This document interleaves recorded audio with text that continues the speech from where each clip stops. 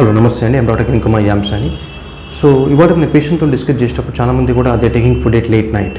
Okay, ఈ late night food వల్ల వచ్చే హెల్త్ ఇష్యూస్ ఏంటి, ఒకవేళ ఆల్రెడీ డయాబెటీస్ ఉందనుకోండి వాళ్ళ మీద ఏ విధంగా ఇంపాక్ట్ జరుగుతుంది, పోతే ఈ లాంగ్ టర్మ్ ఇంప్లికేషన్స్ ఏంటి, ఒకవేళ ఈ లేట్ నైట్ ఫుడ్ తినడం అన్అవాయిడబుల్ అయితే ఏ విధంగా మనము హెల్త్ ఇష్యూస్ నుంచి ప్రివెంట్ చేయొచ్చు అనేది will discuss in this video. So first thing ఏంటంటే మనం వెళ్ళే ముందు డీటెయిల్స్ వెళ్ళే ముందు అండి మన బాడీలో సర్కాడియన్ రిథమ్ అని ఉంటుంది. ఓకే, సో ఏ టైంలో ఏ ఆర్గాన్ వర్క్ చేయాలి, ఏ హార్మోన్ రిలీజ్ అవుతుంది, మెటబాలిజంలో ఇవన్నీ కూడా ఒక సిస్టమ్ ప్రకారం జరుగుతుంటాయి అన్నమాట. సో మార్నింగ్ మనము ఎప్పుడైతే పొద్దున్న సన్లైట్ ఎక్స్పోజ్ అయినామనుకోండి, మన రిసెప్టర్స్ ఉంటాయి రెటీనాలో.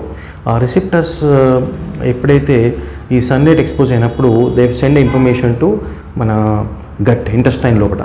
మనకి ఇంటెస్టైన్ లోపల బ్యాక్టీరియా ఉంటాయి and different types of bacteria ఉంటుందన్నమాట. ఈ బ్యాక్టీరియా మన డైజెషన్ సిస్టమ్కి అండ్ మన డైజెషన్కి హెల్ప్ చేస్తుంది. సో ఇది చాలా ఇంపార్టెంట్ థింగ్. ఈ సర్కాడియన్ రిథమ్కి సన్లైట్కి లింక్ ఉంటుంది. ఓకే, సో ఈ ఒక్కొక్క టైంలో ఒక్కొక్క హార్మోన్ ఒక్కొక్క ఆర్గాన్ అనేది ఇలా వర్క్ చేస్తుంది అనమాట. ఓకే, మెటబాలిజం దీని అంటాం.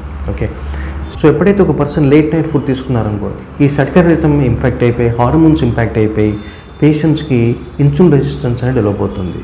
ఓకే, ఈ ఇన్సులిన్ రెసిస్టెన్స్ డెవలప్ వల్ల ఏమవుతుందంటే పేషెంట్స్కి వెంటనే వెయిట్ గెయిన్ అవుతారు. ఓకే, ఎస్పెషల్లీ అబ్డామిన్ చుట్టూ తర్వాత ఫ్యాటీ లివర్ ఫామ్ అవ్వడము, ఇక్కడ డబుల్ చిన్ ఫామ్ అవ్వడం, ఇదంతా ఉబ్బడము. ఓకే, తర్వాత ఈ బ్లాక్ పిగ్మెంటేషన్ ఫామ్ అవ్వడము. ఓకే, ఇది అయిపోయి తర్వాత ఫ్యాటీ లివర్, దాని తర్వాత hypertension, bad cholesterol, triglycerides elevate అయిపోతాయి. తర్వాత రిలీజ్ అయితే పీసీఓడి ప్రాబ్లం, దాని నెక్స్ట్ థైరాయిడ్ వచ్చే ఛాన్సెస్ కూడా ఉంటాయి, హైపర్ టెన్షన్ రిస్క్ కూడా ఉంటుంది, ఇంకెన్నో అదర్ ఇష్యూస్ కూడా ఉన్నాయి. అదే ఒకవేళ diabetes patients late night food ఉన్నారనుకోండి, ఏమవుతుందంటే ఒక స్టడీలో what they found is late night sugars అంటే తిన్న తర్వాత ఆ రోజు పోస్ట్ డిన్నర్ షుగర్స్, ఆ నెక్స్ట్ డే ఫాస్టింగ్ షుగర్స్, తర్వాత నెక్స్ట్ డే పోస్ట్ లంచ్, ఆ నెక్స్ట్ డే మళ్ళీ ఈవెన్ నైట్ షుగర్స్, ఇవన్నిటి మీద కూడా ఇంపాక్ట్ అయిపోయి హై షుగర్స్ డిటెక్ట్ అవుతున్నాయని చెప్పేసి ఫైండ్ అవుట్ చేశారు. అంటే ఒక్క నైట్ టప్ చేయడం వల్ల నెక్స్ట్ డే ఆ రోజు plus next day sugars elevate అవుతున్నాయి. సో వాళ్ళకి కూడా ఈ రిస్క్ అనేది ఫ్యాట్ పెరగడం ఇవన్నీ కూడా జరుగుతాయి. దానివల్ల షుగర్స్ అనేది అన్కంట్రోల్ అయిపోయి మెడిసిన్స్ ఏవైతే వాళ్ళు వాడుతున్నారో అది పెంచాల్సిన పరిస్థితి వచ్చే ఛాన్సెస్ ఉంటుంది. ఓకే, అంటే మరి ఇప్పుడు క్వశ్చన్ వచ్చేసరికి ఏంటంటే, మరి మేము వచ్చేసరికి ఇంటికి లేట్ అవుతుందండి, మా ప్రొఫెషన్ అటువంటిది, మేము వర్క్ చేసి వస్తాము, ఇంటికి రావడం లేట్ అవుతుంది, అప్పుడే తినాల్సి వస్తుంది అనే విషయం వచ్చినప్పుడు ఏం చేయొచ్చు అంటే, సో ఒకవేళ ఆ పరిస్థితి వచ్చినప్పుడు అంటే బేసిక్గా మనకు ప్రాబ్లం ఏంటంటే కార్బోహైడ్రేట్స్. ఓకే, సో అటువంటి వాళ్ళు ఏం చేయాలంటే వచ్చినాక లేట్ నైట్ వచ్చే వాళ్ళందరూ ఏం చేస్తారంటే వచ్చిన తర్వాత మీరు you take a steamed or boiled vegetables. Okay, దాని తర్వాత నెక్స్ట్ సూప్ కానీ తీసుకున్నా పర్లేదు, తర్వాత ప్రోటీన్ కంటెంట్ ఉన్న ఫుడ్ తీసుకోండి, కార్బోహైడ్రేట్ కంటెంట్ చాలా తక్కువ తీసుకోండి.